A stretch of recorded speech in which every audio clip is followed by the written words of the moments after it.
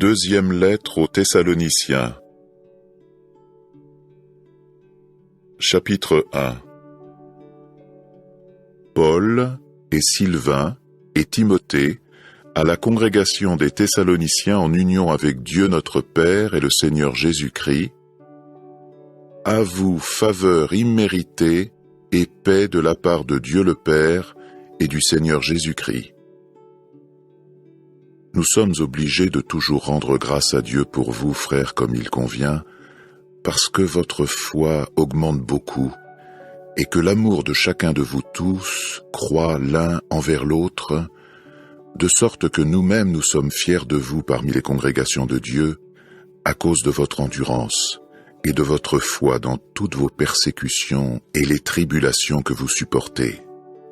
C'est là une preuve du juste jugement de Dieu, vous amenant à être jugés dignes du royaume de Dieu pour lequel vous souffrez vraiment. Est pris en compte à ce propos le fait qu'il est juste pour Dieu de rendre la tribulation à ceux qui vous font subir la tribulation. Mais à vous qui subissez la tribulation, le soulagement, avec nous, lors de la révélation du Seigneur Jésus du ciel avec ses anges puissants, dans un feu flamboyant, quand il fera venir la vengeance sur ceux qui ne connaissent pas Dieu et ceux qui n'obéissent pas à la bonne nouvelle concernant notre Seigneur Jésus. Ceux-là subiront la punition judiciaire d'une destruction éternelle de devant le Seigneur et de devant la gloire de sa force, à l'époque où il viendra pour être glorifié au sujet de ses saints et pour être en ce jour-là regardé avec étonnement au sujet de tous ceux qui ont exercé la foi, parce que le témoignage que nous avons rendu a été accueilli avec foi chez vous.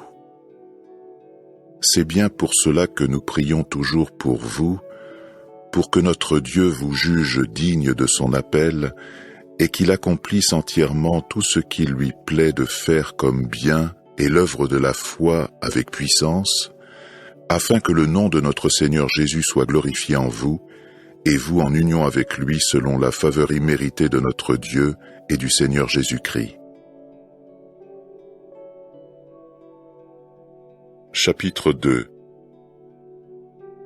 Cependant, frères, en ce qui concerne la présence de notre Seigneur Jésus-Christ et notre rassemblement auprès de lui, nous vous demandons de ne pas vous laisser rapidement ébranler dans votre bon sens, ni émouvoir, soit par une parole inspirée, soit par un message verbal, soit par une lettre comme venant de nous, comme quoi le jour de Jéhovah est là. Que personne ne vous séduise d'aucune manière, parce que ce jour ne viendra que si l'apostasie arrive d'abord, et que l'homme d'illégalité se révèle, le fils de destruction. Il s'oppose et s'élève au-dessus de toute personne qui est appelée Dieu ou un objet de vénération, si bien qu'il s'assoit dans le temple de Dieu, montrant publiquement qu'il est lui-même un Dieu. Ne vous rappelez-vous pas que lorsque j'étais encore chez vous, je vous disais ces choses? Et ainsi maintenant vous savez quelle est la chose qui fait obstacle pour qu'il se révèle en son temps à lui. Le mystère de cette illégalité, c'est vrai, est déjà à l'œuvre, mais seulement jusqu'à ce que celui qui fait obstacle en ce moment même se trouve écarté. Alors vraiment se révélera le sans-loi que le Seigneur Jésus supprimera par l'esprit de sa bouche et réduira à rien par la manifestation de sa présence. Mais la présence du sans-loi est selon l'opération de Satan avec toutes les œuvres de puissance et des signes et présages mensongers, ainsi qu'avec toutes les tromperies de l'injustice pour ceux qui périssent, en rétribution, parce qu'ils n'ont pas accepté l'amour de la vérité pour être sauvés, de sorte que Dieu laisse aller vers eux une opération d'égarement pour qu'ils se mettent à croire aux mensonges, afin qu'ils soient tous jugés, parce qu'ils n'ont pas cru à la vérité, mais ont pris plaisir à l'injustice. Cependant, nous sommes obligés de toujours remercier Dieu pour vous, frères aimés de Jéhovah, parce que Dieu vous a choisi dès le commencement pour le salut, en vous sanctifiant avec de l'esprit et par votre foi en la vérité. C'est à cette destinée même qu'il vous a appelé, grâce à la bonne nouvelle que nous annonçons pour acquérir la gloire de notre Seigneur Jésus-Christ. Ainsi donc, frères, tenez ferme et retenez les traditions qui vous ont été enseignées, soit par un message verbal, soit par notre lettre. De plus que notre Seigneur Jésus-Christ lui-même et Dieu notre Père, qui nous a aimés et a donné consolation éternelle et bonne espérance par le moyen de la faveur imméritée, console vos cœurs et vous affermisse en toute action et parole qui soit bonne. Chapitre 3. Enfin, frères, priez pour nous, pour que la parole de Jéhovah poursuive sa course et continue d'être glorifiée comme d'ailleurs elle l'est chez vous, et que nous soyons délivrés des hommes malfaisants et méchants, car la foi n'est pas le bien de tous. Mais le Seigneur est fidèle, et il vous affermira et vous gardera du méchant.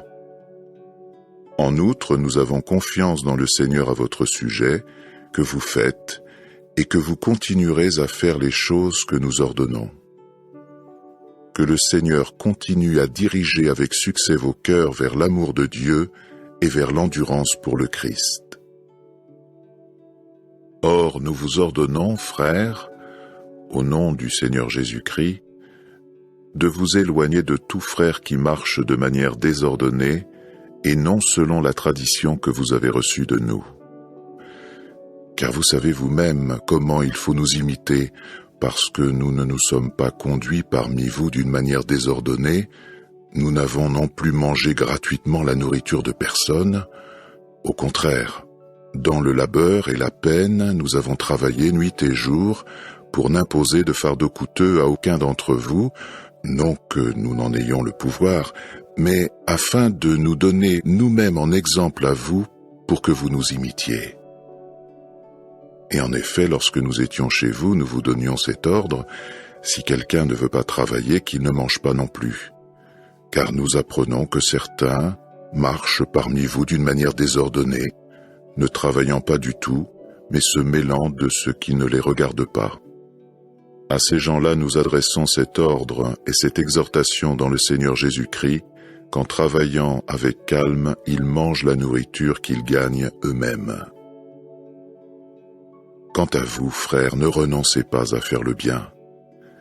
Mais si quelqu'un n'obéit pas à notre parole qui vous est parvenue grâce à cette lettre, notez cet homme, cessez de le fréquenter pour qu'il en prenne honte, et pourtant ne le considérez pas comme un ennemi, mais continuez à l'avertir comme un frère.